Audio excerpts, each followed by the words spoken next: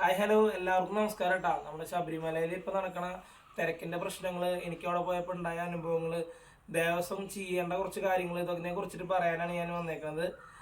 നമ്മൾ പോയത് വൃശ്ചികം 1-ാം തീയതി നവംബർ 17-ാം തീയതിയാണ്. ഗുരുവായൂരിൽ നിന്ന് കെട്ട് നിറച്ച് ഞങ്ങൾ ഉച്ചയ്ക്ക് ഒരു 2 മണിക്കൊക്കെ ഭക്ഷണം കഴിച്ചിട്ട് ഇറങ്ങി.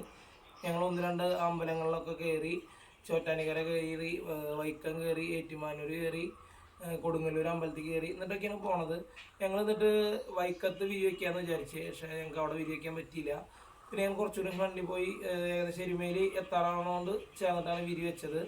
ഇനി 18-ാം തീയതിയാണ് ഞങ്ങളവിടെ എത്തണത്. 18-ാം തീയതി കാലത്തൊരു 10 മണിയോട് കൂടി ഏകദേശം എത്തി. നമ്മളെ ഡയറക്റ്റ്, അതായത് 17-ാം തീയതി നവംബർ 17 തിങ്കളാഴ്ച, നവംബർ 18 ചൊവ്വാഴ്ച. അപ്പോൾ ചൊവ്വാഴ്ച ഞങ്ങളവിടെ എത്തണ സമയത്ത് ഞങ്ങൾ ട്രാവലറിലാണ് പോയത്. ഞങ്ങളൊരു 8 പേരുണ്ടായിരുന്നു.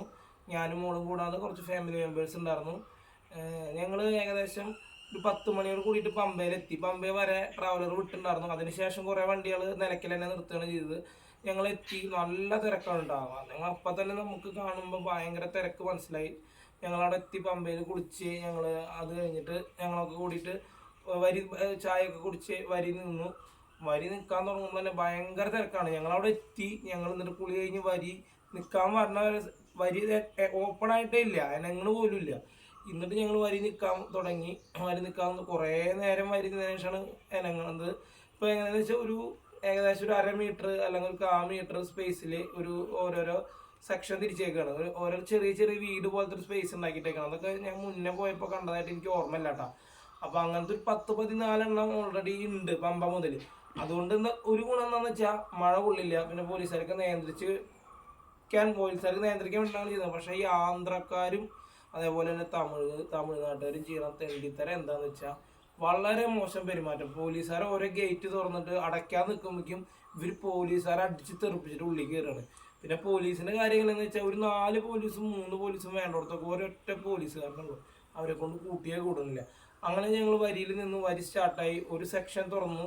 അതിൻ്റെ ഉള്ളിലേക്ക് ആ സെക്ഷനിലുള്ളവർ കയറും, അടുത്തത് തുറക്കും, ഉള്ളിലേക്ക് കയറും. അങ്ങനെയൊക്കെ കയറി ഞങ്ങൾ എന്താ പറയുക, പമ്പയത്തെ സെക്ഷൻ കഴിയുമ്പോൾ തന്നെ ഒരുപാട് നേരമായി. തീരെ നീങ്ങില്ല. വരി വളരെ കുറച്ച്, ഒരു വരിയൊക്കെ 1/2 മണിക്കൂർ 3/4 മണിക്കൂർ കഴിയുമ്പോഴാണ് ഒരു സെക്ഷൻ അടുത്ത സെക്ഷനിലേക്ക് കിടക്കാൻ പറ്റുന്നത്. അതൊക്കെ കഴിഞ്ഞിട്ട് ഞങ്ങൾ മെല്ലെ മല കയറി തുടങ്ങി. മല കയറി തുടങ്ങുമ്പോൾ ഞാൻ ഇവിടെ വന്നതിന് ശേഷം ന്യൂസിലൊക്കെ കേട്ടത് പലർക്കും കുടിവെള്ളം പോലും കിട്ടിയില്ല എന്നാണ്. പക്ഷെ അത് എന്തുകൊണ്ടാണെന്ന് എനിക്ക് മനസ്സിലാവുന്നില്ല. അത് നല്ല വരിയിൽ നിൽക്കുന്ന ഒരു അനുഭവമായിരിക്കും ഇവർ പറയണ്ടാവുക. ഞങ്ങൾ മല കയറാൻ തുടങ്ങുന്ന മുതൽ 2 സൈഡിൽ ഇടയ്ക്കിടയ്ക്ക് കുടിവെള്ളം എന്നുള്ള രീതിയിൽ ഒരു കുറേ കാര്യങ്ങൾ സ്ഥാപിച്ചിട്ടുണ്ട്. അത് കാണുമ്പോൾ തന്നെ അറിയാം ഇപ്പോൾ ഈ കൊല്ലം സ്ഥാപിച്ചതല്ല, മുന്നുള്ള തന്നെയാണ്. പിന്നെ ഇപ്പോൾ ചിലവരൊരു അനുഭവം 1-ാം തീയതി ഉണ്ടായ അനുഭവം പറയാൻ കേട്ടപ്പോൾ ഇനി അതിൽ വെള്ളം വരാണ്ടാണോ എന്ന് എനിക്കറിയില്ല. 2-ാം തീയതി റെഡിയാക്കിയതൊന്നും അറിയില്ല. അതിലൊക്കെ കണ്ടിന്യൂസ് ആയിട്ട് വെള്ളം വന്നിരുന്നു.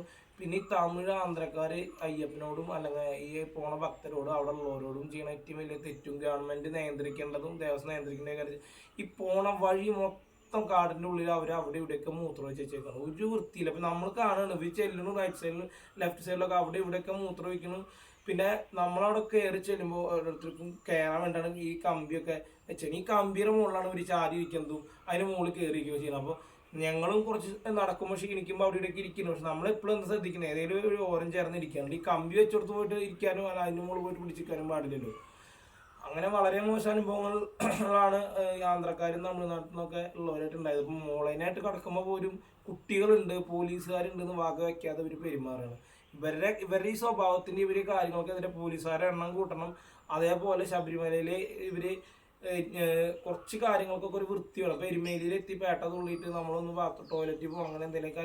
ഇത് പലരും എൻ്റെ വിശ്വാസം എന്ന് വെച്ചാൽ പലരും ഈ ടെൻഡർ എടുക്കുന്നവരാണ്. പലരും ബാത്റൂമും ടോയ്ലറ്റൊക്കെ അവിടെ ദേവസ്വത്തേക്ക് കാശ് കിട്ടിട്ട് തന്നെ ചെയ്യുന്നതാണ് ഞാൻ വിശ്വസിക്കുന്നത്. അതിൻ്റെ സത്യാവസ്ഥ വീഡിയോ കാണാൻ അറിയണവർ പറയണം കേട്ടോ. വളരെ മോശമായി, ഒരു വൃത്തി പോലും ഇല്ല. അപ്പോൾ ചിലവരൊക്കെ പറയുന്നത് കഴിഞ്ഞ വർഷത്തേക്ക് വൃത്തിയില്ല. എങ്ങനെ ഒരു ഗവൺമെൻറ് ഈ ദേവസ്വത്തിൻ്റെ നിന്ന് ടെൻഡർ എടുത്തിട്ടാണ് ചെയ്യണമെങ്കിൽ ശബരിമലയ്ക്ക് പോകുന്നിടത്തും ഒന്ന് യൂറിൻ പാസ് ചെയ്യാൻ അവർ 10 രൂപയാണ് വാങ്ങുന്നത്. ഈ യൂറിൻ പാസ് ചെയ്യുന്നിടത്ത് ഒരു വൃത്തിയില്ല. നമ്മൾ വേറെ അവസ്ഥകൾ കൊണ്ട് യൂറിൻ പാസ് ചെയ്ത് പോരുകയാണ്. പിന്നെ നമുക്ക് ഈ തമിഴന്മാരെ ആന്ധ്രക്കാരെയും പോലെ 2 റോഡ് സൈഡിലും 2 സൈഡിലും മല കയറുന്നിടത്തുനിന്ന് യൂറിൻ പാസ് ചെയ്യാൻ പറ്റാത്ത പല സൈഡിലും നമ്മൾ ശരിക്കും ക്യാഷ് കൊടുത്തിട്ട് തന്നെയാണ് ചെയ്തിരുന്നത്. ഒരു വൃത്തിയില്ല. പലരും ചീത്തറിഞ്ഞിട്ട് പോകുന്നുണ്ട്. നമ്മൾ കഴിയണ ഇറങ്ങണു. പിന്നെ കുറച്ചെണ്ണം കഴിഞ്ഞ് നമ്മൾ ഏകദേശം കുറച്ച് ഫ്രണ്ടിൽ പോയിട്ട് നമ്മളെ ശരം കുത്തിയ ആലിൻ്റെ അവിടെയൊക്കെ എത്തുമ്പോൾ കുറച്ചും കൂടി നന്നായിട്ട്, അതായത് കുറച്ചും കൂടി നല്ല രീതിയിൽ ഇവർ വെള്ളം, ചൂടുവെള്ളം കൊടുക്കുന്നതിൻ്റെ, ചുക്ക് വെള്ളം കൊടുക്കുന്നതിൻ്റെ, അങ്ങനെ കുറച്ച് കാര്യങ്ങളൊക്കെ സ്റ്റാർട്ട് ചെയ്ത് പോകുന്നുണ്ട്. പിന്നെ അത് കഴിഞ്ഞിട്ട് കുറച്ച് സെക്ഷനിൽ ഇതേപോലെ അതൊരു ഏകദേശം ഒരു 6 മണിയുടെ അടുത്തിട്ടാണ് ഞങ്ങൾ അവിടെ എത്തുന്നത് കേട്ടോ. അത് കഴിഞ്ഞ് കുറച്ചും കൂടി ഫ്രണ്ടിൽ പോകുമ്പോൾ പിന്നെ കുറേ നേരം ബ്ലോക്ക് തന്നെയാണ്. ഈ ബ്ലോക്കിൻ്റെ ഇടയിൽ കുട്ടീനായിട്ടൊക്കെ പോകുമ്പോഴുള്ള പ്രശ്നം എന്താ വെച്ചാൽ, കുട്ടികളെ പോലും ഇവർ ഇതേപോലെ തന്നെ ഒരു വില വെക്കണില്ല. അതിൻ്റെ ഇടയിൽ ഞങ്ങൾ ചെറിയ രീതിയിൽ കൂട്ടാങ്ങോട്ടും കൊണ്ടൊക്കെ തെറ്റി തിരിച്ചു പോകുമ്പോൾ തിരിച്ചു പോകേണ്ട അവസ്ഥയ്ക്ക് വരികയാണ്. അതായത് അവരുടെ അടുത്തേക്ക് എത്തണം, മോള് നല്ല കരച്ചിൽ, ഞാൻ തിരിച്ച് അവരുടെ അടുത്തേക്ക് തന്നെ പോകുന്നു. അങ്ങനെ വളരെ മോശമായി പോകും. ദേവസ്വം ചെയ്യേണ്ട പല കാര്യങ്ങളും ദേവസ്വം ചെയ്യണില്ല. വൃത്തിയുടെ കാര്യത്തിലൊന്നും അവർ ശ്രദ്ധിക്കണില്ല. അവിടെ കൊണ്ട ഭക്ഷണങ്ങളും ജ്യൂസ് കാര്യങ്ങളൊക്കെ സാധാരണ നമ്മളായിട്ട് കുറച്ച് റേറ്റ് കൂടുതലാണ്. അതിപ്പോൾ ഇത്രയും വലിയ ശബരിമലയാണ്, പിന്നെ ഇത്രയും മോള് കൊണ്ടിട്ടാണ് അവർ വിൽക്കണത്. അവരുടെ സ്റ്റാഫുകൾക്ക് ശമ്പളം കൊടുക്കുക, അതൊന്നും വലിയ പ്രശ്നമില്ല. അതൊക്കെ നമ്മൾ അഡ്ജസ്റ്റ് ചെയ്ത് പോകും. എന്നിട്ട് നമ്മൾ കുറച്ചും കൂടി ഫ്രണ്ടിൽ പോയിട്ട് ചരംകുത്തിയാൽ കഴിഞ്ഞ് കുറച്ചും കൂടി ഫ്രണ്ടിൽ പോയിട്ട് ശബരിപീഠം എന്നുള്ള സ്പേസ് അവിടെയൊക്കെ എത്തി നിൽക്കുമ്പോഴേക്കും ഭയങ്കര തിരക്കായി. ഈ തിരക്ക് വരുമ്പോൾ കുത്തി കയറാണ്. ഒരു പോർഷൻ കവർ ചെയ്തിട്ടാണ് അടുത്ത പോർഷനിലേക്ക് കടത്തി വിടുന്നത്. ഇതൊക്കെ നമുക്ക് മലയാളികൾക്കൊക്കെ മനസ്സിലാവുള്ളൂ. പക്ഷേ ഈ ആന്ധ്രാക്കാർക്കും തമിഴന്മാർക്കും ഇവർ ഈ ഗേറ്റ് തുറക്കുക അല്ലെങ്കിൽ കയറൊന്ന് പൊക്കുമ്പോഴേക്കും പോലീസുകാരെ തട്ടിത്തെറിപ്പിച്ചിട്ട് പോവുകയാണ്. പക്ഷെ ദേവസ്വം ഇതൊക്കെ മനസ്സിലാക്കി പോലീസുകാർക്ക് കുറച്ചും കൂടി അവർക്ക് കുറച്ചുകൂടി കാര്യങ്ങൾ ചെയ്യാനുള്ള കാര്യങ്ങൾ കൊടുക്കണം. പിന്നെന്ന് വെച്ചാൽ, ഞാൻ എൻ്റെ ജീവിതത്തിൽ ഇത്രയധികം ക്രൗഡായിട്ടുള്ളൊരു സ്ഥലത്ത് പോയിട്ട് ഇത്രയും നല്ല രീതിയിൽ പെരുമാറുന്ന പോലീസുകാരെ ഒരുമിച്ച് കാണുന്നത് ഈ ശബരിമല യാത്രയിലാണ്. കാരണം പമ്പ മുതൽ അവിടെ എത്തണ വരെ ഓരോരുത്തരും കുട്ടികളെ ശ്രദ്ധിക്കണം കേട്ടോ, നന്നായി ശ്രദ്ധിക്കണം. ഈ ആന്ധ്രാക്കാരും തമിഴന്മാരെയും കാര്യങ്ങൾ അവരുടെ പോലീസുകാരെ നമുക്ക് പറഞ്ഞു തരണം. ഇവരൊരു ശ്രദ്ധയില്ലാണ്ടാണ് വരുന്നത്. കുട്ടികളെ കാണാണ്ട് കൊണ്ട് പുതിയ ചെറിയ കുട്ടികൾ മാളികപ്പുറങ്ങളാണെങ്കിലും, പിന്നെ ആൺകുട്ടികളായി വരുന്നവരായാലും കന്നിക്കെട്ട് വരുന്നവർ ചെറിയ കുട്ടികളെ നന്നായി കാണാണ്ടാവുന്നുണ്ട്. മിസ്സിങ് നഷ്ടപ്പെട്ടെന്ന് കഴിഞ്ഞാൽ കൂട്ടം തെറ്റിയാണ്. നന്നായി നടക്കണമെന്ന് അവർ പറയുന്നു, ഇതിങ്ങനെ വിളിച്ച് പറഞ്ഞ് കേൾക്കണു. അപ്പം നമുക്ക് തന്നെ ഭയങ്കര പേടി.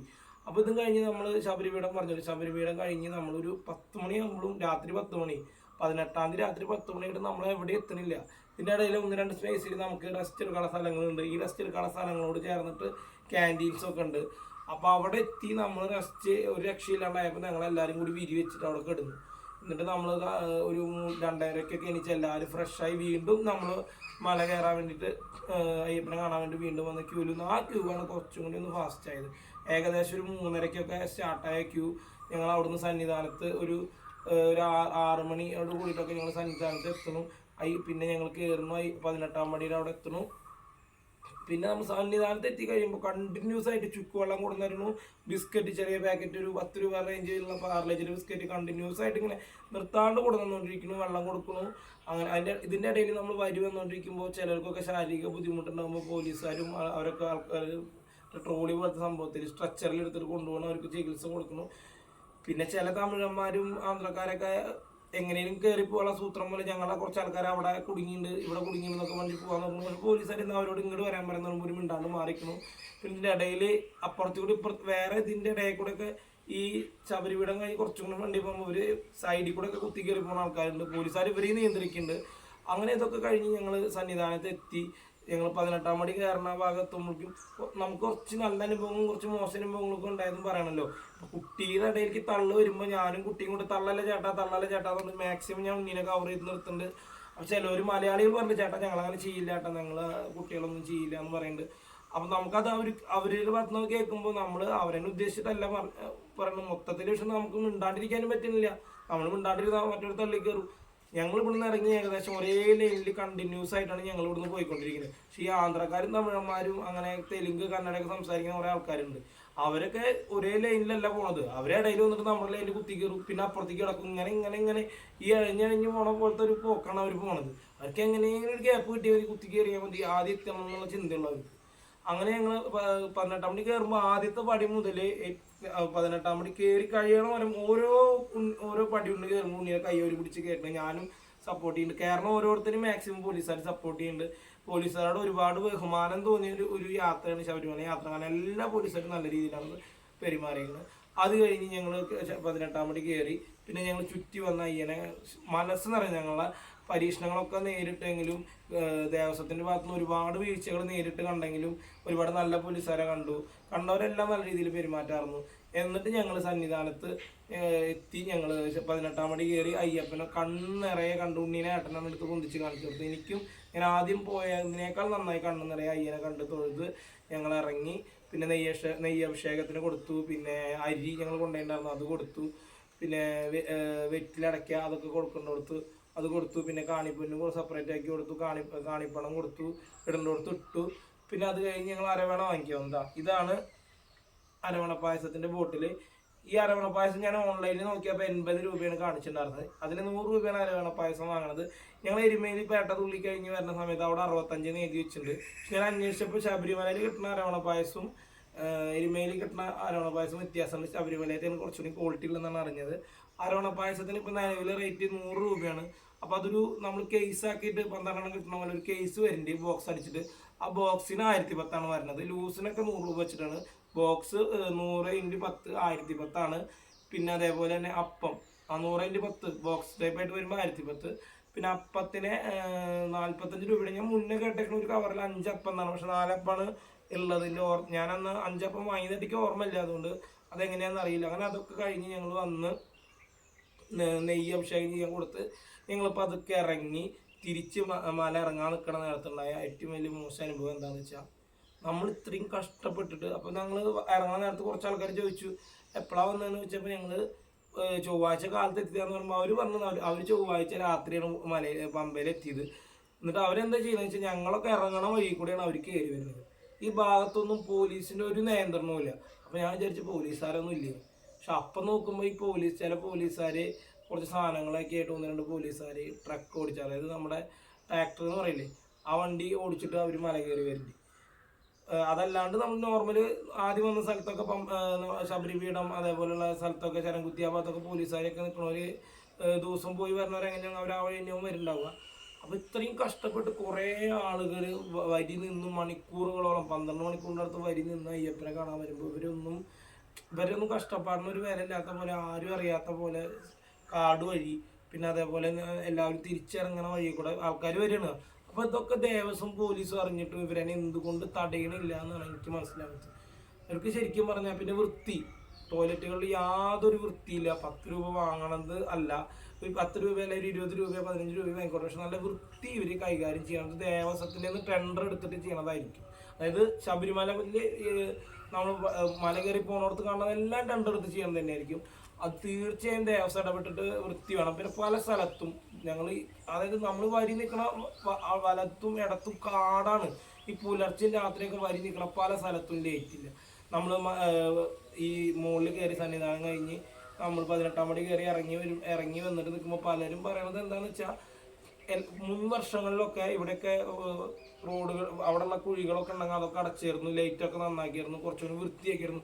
അതൊന്നും ഈ വർഷം ഉണ്ടായിട്ടില്ല എന്നാണ് നമുക്ക് മുന്നേ വന്ന അതേപോലെ നമ്മൾ ഇറങ്ങുമ്പോൾ അവിടെ കണ്ട അയ്യപ്പ ഭക്തർ പറയുന്നത്. അപ്പോൾ ഇത്ര അധികം, അതായത് ഏറ്റവും കൂടുതൽ വരുമാനം ഈ സീസണിൽ കിട്ടുന്ന ഒരു അമ്പലമാണ് ശബരിമല. അവിടെ പറയുന്ന ഭക്തന്മാർക്ക് വില നൽകുക തന്നെ വേണം. അവരിൽ നിന്ന് കാശ് വാങ്ങൽ മാത്രമല്ല ഗവൺമെൻറ്റിൻ്റെയും ദേവസ്വത്തിൻ്റെ ഉത്തരവാദിത്വം. വൃത്തിയായി സൂക്ഷിക്കുക, ജീവനും അവിടെ വരുന്ന ഭക്തരുടെ ജീവനും സ്വത്തിനും എല്ലാത്തിനും വില കൽപ്പിക്കണം. മിസ്സിംഗ് കേസ് ഇങ്ങനെ കണ്ടിന്യൂസ് ആയിട്ട് വിളിച്ച് പറയാനുള്ള അവസരങ്ങളില്ലാതെ അവിടെ കയറി വരുന്ന ഓരോ ഭക്തനും കൂടെ ഉള്ളവരെ പ്രൊട്ടക്ട് ചെയ്യാൻ പറ്റുന്ന രീതിയിൽ വരികൾ സംവിധാനം ചെയ്യണം. ഈ വരികൾക്കിടയിൽ തന്നെ ഇരിക്കാനുള്ള സംവിധാനങ്ങൾ ചെയ്യണം. അതേപോലെ ഒരുപാട് നല്ല ഭക്തന്മാർ കയറി വരണം, കഷ്ടപ്പെട്ട് ക്യൂ നിന്ന് വരണം, അപ്പുറത്ത് തോന്നിയ പോലെ ഇറങ്ങുന്നോടത്തുകൂടെ കയറി വരണവരെ തീർച്ചയായും തടയന്നെ വേണം. തടഞ്ഞ് തിരിച്ച് ശരിയായ വരിയിൽ കൂടെ വരുത്തണം. പിന്നെ ഞാൻ അറിഞ്ഞൊരു പാഴ്ച എന്ന് വെച്ചാൽ, ഒരു 90,000 ആളുകൾക്ക് വരേണ്ട രീതിയിൽ എത്തണോടത്ത് അത് 1 ലക്ഷത്തിന് മേലേക്ക് അല്ലെങ്കിൽ ആ റേഞ്ചിലേക്ക് 1-2 ദിവസം എത്തിയെന്നാണ് ഞാൻ അറിഞ്ഞത്. ഇലക്ഷനുമായി ബന്ധപ്പെട്ട് പോലീസുകാരെ എണ്ണം കുറവായിരുന്നാണ് ഞാൻ അറിഞ്ഞത്. അതിൻ്റെ സത്യസന്ധമായ കാര്യങ്ങൾ ഇതിനെക്കുറിച്ച് കൂടുതൽ അറിയണവർ പറഞ്ഞു. അങ്ങനെ പോലീസ് വളരെ കുറവായിരുന്നു ആദ്യത്തെ ദിവസം. പിന്നെ അതേപോലെ തന്നെ സ്പോട്ട് ബുക്കിങ്ങിലൊക്കെ ഇവരെ കയ്യിൽ നിന്ന് പോയിട്ടുണ്ട്. ഞാൻ ന്യൂസിലൊക്കെ ഒന്ന് വന്നപ്പോൾ കഴിഞ്ഞ ദിവസം ന്യൂസിലൊക്കെ കണ്ടത് കുറേ ആൾക്കാർ വന്നിട്ട് ഇത്രയും ദൂരത്ത് നിന്ന് പറഞ്ഞല്ലേ ഞങ്ങളെ എങ്ങനെയും കയറ്റി വിടുന്നതുകൊണ്ട് സ്പോട്ട് ബുക്കിങ്ങിൻ്റെ കണക്ക് കഴിഞ്ഞിട്ടും ആളുകളൊക്കെ കയറ്റി വിടുകയായിരുന്നു. അതൊരിക്കലും ചെയ്യരുത്. സ്പോട്ട് ബുക്കിംഗ് ഇത്ര, ഓൺലൈൻ ബുക്കിംഗ് ഇത്ര. ഈ ഓൺലൈൻ ബുക്കിംഗ് ചെയ്യുന്നവരോട് അവർക്ക് ഒരു ദിവസം ഇത്ര ഫില്ലായി കഴിഞ്ഞാൽ അടുത്ത ദിവസത്തേക്ക് കൊടുക്കണ പോലെ തന്നെ ഈ സ്പോട്ട് ബുക്കിംഗ് ചെയ്യുന്നവർക്ക് അങ്ങനെ തന്നെ കൊടുക്കണം. ഇതിൽ പക്ഷഭേദം ചെയ്യുന്നതിൽ അർത്ഥമില്ല. കാര്യങ്ങൾ അതേപോലെ തന്നെ ശബരിമലയിൽ ഇപ്പം ഇങ്ങനെയൊക്കെയാണ് കാര്യങ്ങൾ വ്യക്തമായൊരു വീഡിയോ ഇറക്കി ആ വീഡിയോ ഇവർ പരസ്യമായിട്ടും അല്ലാതെ ഒക്കെ, കാരണം ഈ ഗവൺമെൻറ്റിൻ്റെ രാഷ്ട്രീയപരമായ പരസ്യങ്ങളും കാര്യങ്ങളും ഒക്കെ തിയേറ്ററിലും എല്ലാം കാണിക്കുന്നുള്ളൂ. അതുപോലെ ശബരിമലയിൽ ഇപ്പോൾ പുതിയതായിട്ടുള്ള റൂൾസ് എന്തൊക്കെയാണ്, എത്ര ആൾക്കാർക്ക് ഓൺലൈൻ ബുക്ക് ചെയ്യാം, എത്ര ആൾക്കാർക്ക് സ്പോട്ട് ബുക്ക് ചെയ്യാം, ഇതെല്ലാം കറക്റ്റായിട്ട് കൊടുക്കുന്നത്.